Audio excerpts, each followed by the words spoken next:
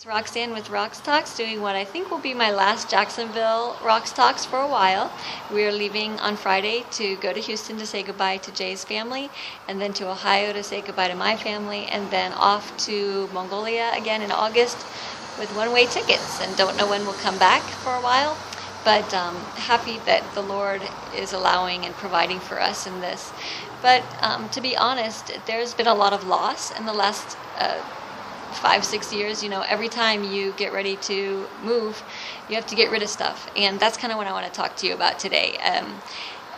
Just packing up. We were here for 9 months, so we stayed in this house, and we had to get all the furnishings and everything, and that took a couple months, and then now to sell them all, and then kind of felt like really depressed yesterday, like almost like in concentration camps they used to punish, or it wasn't punishment, it was almost like an experiment to see like how they could make people go crazy, but they would make them move one pile of dirt from one location and carry it and move it to another location, and then as soon as they did that, they would make them move it back to where they got it from, and that actually drove people crazy. And that's sometimes kind of how it feels, like get everything set up and tear everything back down again. But it's all good. I mean, I see that God is bringing progress out of it. It's not like moving piles of dirt. But I just want to share one really cute anecdote that kind of encapsulated this experience for me. Was my friend did a yard sale for us, and her son, her 3.5-year-old son, was there. Of course, it was at his house. So I had brought many things from my house to sell, and one of them was some like machine guns that make these sounds, when you shoot them.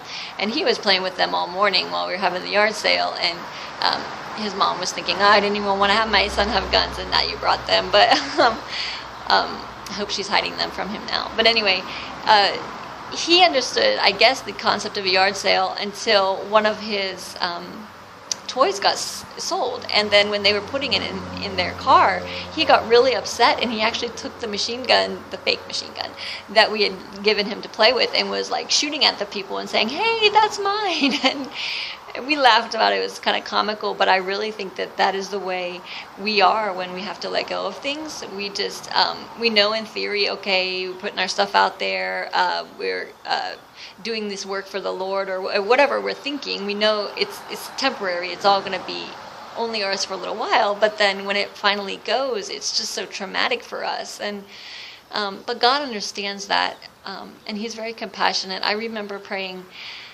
Lord, your word says that whoever gives up houses or land or family for my sake will receive those things 100-fold, not only in this life, but also in the one to come. And for a long time, I felt like, Lord, where is the answer to that promise?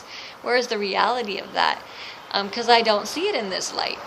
But little by little, He has actually given me answers, given me home and land. And I had written on my prayer cards, because I do write my prayers down, God, give me a house and a car and a yard for my kids and a real school for them to go to. And that was 3 years ago. I wrote that on my prayer card. And this year, we didn't actually want to be here. We wanted to stay in Mongolia or just travel around the States for a few months and then go back. But God had us here, and He had us here so that partly that He could answer our prayers, and so that He could give us family. We have gotten so many more friends and family here that we would have never had if we had not had this year here. So God's word is true, and His blessings are true. It's just sometimes when we're letting go of them, it's very painful. So that's my thought for today. Just stay in the word, that know that His word is true no matter what the reality seems to be pointing to at the time. Keep praying, and you will see His answers. Stay in the word.